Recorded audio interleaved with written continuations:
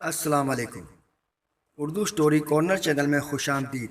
اگر آپ ہمارے چینل پر نئے ہیں تو ہمارے چینل کو سبسکرائب کریں اور بیل آئیکن پر کلک کریں۔ مما وہ پینڈوسا ہے، میں اس سے شادی نہیں کر سکتی، افشا اپنی ماں سے کہہ رہی تھی۔ ماں نے پیار سے کہا، بیٹی وہ تمہارا کزن ہے، اچھا لڑکا ہے، کیوں شادی نہیں کرنی؟ افشا نے کہا، مما وہ پینڈوسا ہے، نہ اسے کپڑے پہننے کی تمیز ہے نہ اسے بات کرنے کی تمیز ہے، میں اس کے ساتھ شادی نہیں کروں گی۔ ماں نے کہا، افشا شادی تو کرنی پڑے گی، تم راضی ہو یا نہ ہو۔ افشا نے اپنے کزن سارم کو کال کی اور کہا، سارم میں تم سے شادی کرنا نہیں چاہتی، تم شادی سے انکار کر دو۔ سارم نے کہا، میں ماں باپ کی مرضی کے خلاف نہیں جا سکتا۔ افشا نے کہا، میں تمہارے ساتھ زندگی بھر نہیں رہ سکتی۔ سارم نے کہا، تم خود انکار کر دو، میں تو کچھ نہیں کہنے والا۔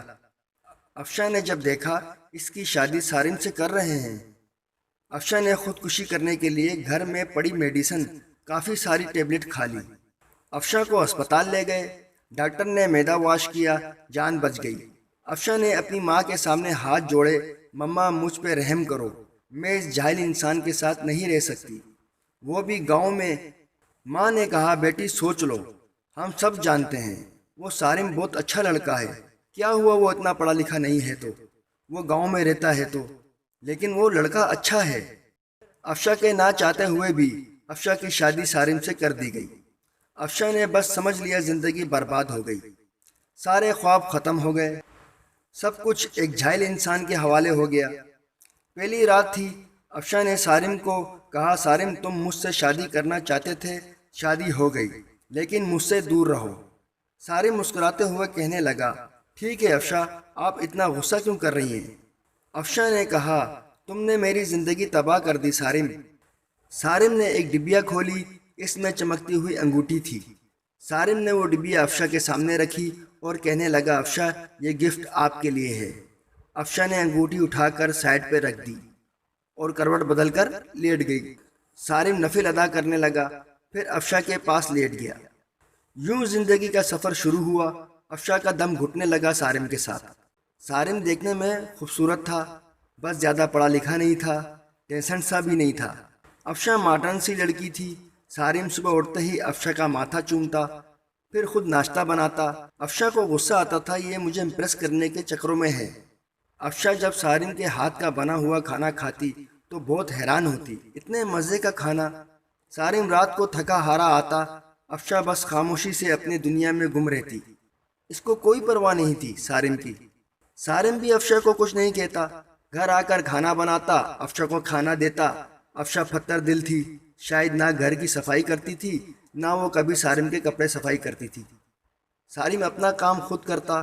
سال گزر گیا، سارم افشا کی ہر بے رخی چوم کر برداشت کرتا۔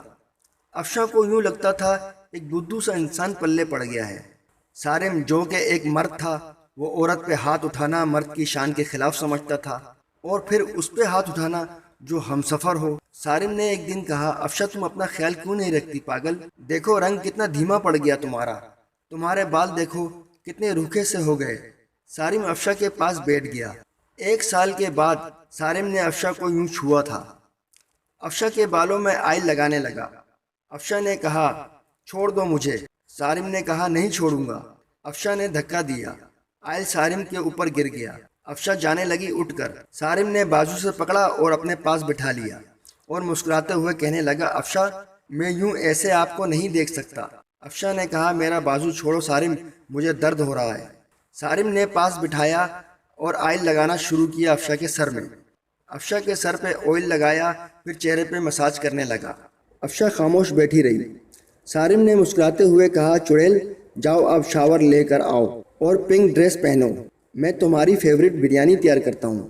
افشا حیران تھی، اتنی بے رخی پہ بھی اتنا پیار کرتا ہے سارم۔ افشا شاور لے کر آئی، آج چہرے پہ عجیب سی چمک تھی۔ افشا نے اپنی دوست کو کال کی، یار سارم نے ایسے ایسے کیا میرے ساتھ۔ اس کی دوست نے کہا، سارم اچھا انسان ہے، اس کی قدر کرو۔ افشا نے کہا، وہ مجھے امپریس کر رہا ہے۔ اس کی دوست نے کہا، افشا قسمت والوں کو ایسے مرد ہم سفر والے ملتے ہیں۔ اتنے میں سارم نے آواز لگائی، جہاں پناہ کھانا تیار ہے، آ جاؤ۔ افشا مسکرانے لگی۔ آج بریانی سے مزے کی خوشبو آ رہی تھی۔ افشا نے کھانا شروع کیا۔ اتنے مزے کی بریانی، اس کا دل چاہ تعریف کرے سارم کی، لیکن خاموش رہی۔ کھانا کھایا، کمرے میں سونے چلی گئی۔ سارم نے برتن اٹھائے، واش کرنے لگا۔ برتن واش کیے، سارا دن کا تھکا ہارا بیڈ پر پڑا اور سو گیا۔ صبح اٹھا، افشا کو اٹھایا، کہا افشا میری جان ناشتہ تیار کر دیا ہے، کر لینا، میں جا رہا ہوں، اور ہاں آج تمہارے لیے گفٹ بھی لے کر آؤں گا۔ رات کو سارم گھر آیا، ہاتھ میں ایک گلاب کا پھول تھا۔ افشا کرسی پر بیٹھی ہوئی تھی۔ گارڈن میں ہلکی سی ہوا چل رہی تھی۔ شام کا وقت تھا، ہلکی سی روشنی بھی تھی۔ سارم گھٹنے کے بل بیٹھ گیا، گلاب کا پھول افشا کو دیا، مسکراتے ہوئے کہنے لگا ہیپی برتھ ڈے۔ افشا نے کہا تم کو کیسے یاد میرا آج برتھ ڈے ہے؟ سارم نے کہا ہم سفر ہوں آپ کا افشا۔ پھر سارم نے ایک لفافے سے پیپر نکالے اور افشا کا ہاتھ پکڑ کر کہنے لگا افشا جانتی ہو یہ پیپرز کس چیز کے ہیں؟ افشا کا دل دھڑکنے لگا۔ کیا ہے یہ سارم؟ سارم نے کہا یہ ہم دونوں کی خوشی ہے افشا۔ افشا نے کہا بتاؤ سارم یہ کیا ہے؟ سارم نے پیار بھرے لہجے میں کہا یہ ہمارے نئے گھر کے پیپرز ہیں، میں نے نیا گھر لیا ہے اور تمہارے نام کیا ہے۔ افشا کو یقین نہیں ہو رہا تھا۔ افشا نے دیکھا نیا گھر، وہ بھی میرے نام۔ افشا کرسی پر بیٹھ گئی، آنکھوں میں آنسو آ گئے۔ سارم اتنی محبت، سارم کی آنکھ سے پہلی بار آنسو جھلکا تھا۔ سارم نے کانپتی ہوئی آواز میں کہا افشا ایک چیز مانگوں؟ افشا نے ہاں میں سر ہلا دیا۔ افشا ہمیشہ خوش رہنا، جانتی ہو تم پری سی معصوم سی بہت پیاری ہو تم، میں بہت خوش نصیب ہوں تم جیسی ہمسفر ملی مجھے۔ افشا ہماری شادی کو 2 سال گزر گئے، لیکن ہم نے کبھی ایک دوسرے کو سینے سے نہیں لگایا، مجھے آج سینے سے لگا لو نا۔ افشا نہ چاہتے ہوئے بھی آج سارم کو سینے سے لگا لیا۔ سارم زور سے سینے سے لگا اور روتے ہوئے کہنے لگا یہ باہیں کیا پتہ پھر نصیب ہو نہ ہو۔ اتنا کہہ کر سارم کمرے میں چلا گیا۔ افشا کو سمجھ نہیں آ رہا تھا کیا کرے۔ سارم کو کیا سمجھتی تھی؟ سارم کتنا اچھا انسان ہے، کتنا برا سلوک کیا میں نے سارم کے ساتھ۔ افشا کا دل چاہ رہا تھا کہ سارم کے باہوں میں سما جاؤں۔ سارم کی بے پناہ محبت 2 سال میں سارم کو اگنور کرتی رہی۔ سارم پھر بھی مجھے چاہتا رہا۔ رات بھر افشا خواب دیکھتی رہی، کل سارم کے لیے ناشتہ خود بناؤں گی، سارم کو اب دنیا کی ہر خوشی دوں گی، سارم کو اب کبھی اداس نہ ہونے دوں گی۔ رات بیت گئی، افشا اٹھی، ناشتہ تیار کیا اور بہت خوش بھی تھی۔ سارم کے اٹھنے کا انتظار کرنے لگی۔ کافی ٹائم گزر گیا، سارم نہ اٹھا۔ افشا کمرے میں گئی، محبت سے آواز دینے لگی سارم اٹھ جائیں، میں نے آج آپ کے لیے ناشتہ تیار کیا ہے۔ سارم کروٹ لیے سویا تھا۔ افشا نے محبت سے سارم کو چھوا، دیکھا سارم کا جسم ٹھنڈا پڑ چکا ہے۔ افشا نے آگے بڑھ کر دیکھا سارم کے بستر پر خون پڑا تھا، منہ پہ خون لگا ہوا تھا۔ افشا چیخنے لگی، زور زور سے آوازیں دینے لگی سارم اٹھ جاؤ، یہ کیا ہوا آپ کو؟ سارم اٹھو نا۔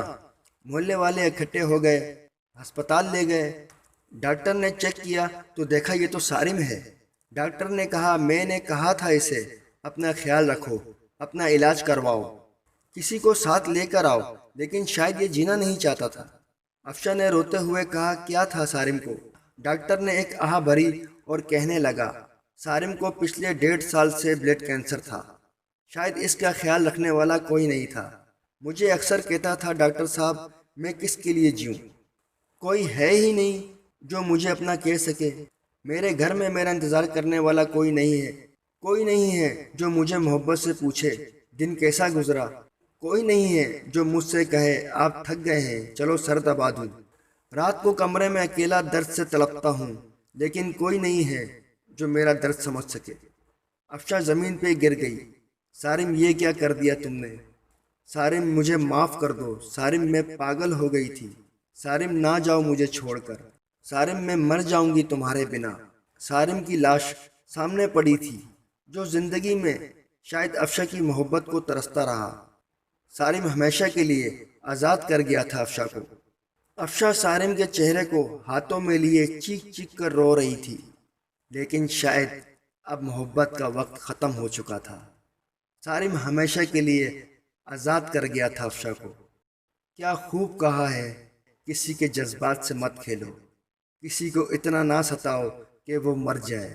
اپنے ہم سفر کو سینے سے لگا کر ایک دوسرے کو گالی دینے کے بجائے ایک دوسرے کو چوم لو۔ انا میں محبت کے لمحوں کو نہ جلا دینا۔ چھوٹی سی زندگی ہے، نہ جانے کب بچھڑ جائیں۔ محبت بانٹتے رہو۔